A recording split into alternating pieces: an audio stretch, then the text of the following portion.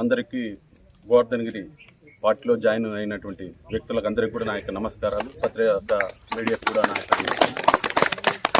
ముఖ్యంగా చాలా రోజుల తర్వాత నేను ఇక్కడికి రావడం జరిగింది. పార్టీలో కుటుంబంలో చిన్న చిన్న సమస్యలు ఉండేటివి, ఆ సమస్యలను కూడా సవరణ చేసుకుంటూ శ్యాంబాబు గారు మేము మాట్లాడుకొని చిన్న చిన్న సమస్యలు ఉన్నటువంటి వల్ల ఇంతకాలము ఒక నిరీక్షణలో ఉండేటువంటిది అలాంటిది ఈరోజు తొలగిపోయి ఈ పార్టీని ముందుకు నడిపించుకొని శ్యాంబాబు గారి నాయకత్వాన్ని బలపరుచుకునే విధంగా యువకుడు, ఉత్సాహవంతుడు, మరి ఆయన నాయకత్వాన్ని మనం బలపరిచే విధంగా మనమందరం కూడా పట్టుదలతో సమిష్టి కృషితో పార్టీని ముందుకు నడిపించుకోవాల్సిన అవసరం ఎంతైనా ఉందనే ఉద్దేశంతో ఈరోజు ఈ మండలంలో, వెల్దుర్తి మండలంలో చాలా మిత్రులు వైఎస్ఆర్సీపీకి సంబంధించినటువంటి నాయకులు కూడా మనతో కొంత చర్చల్లో ఉన్నారు.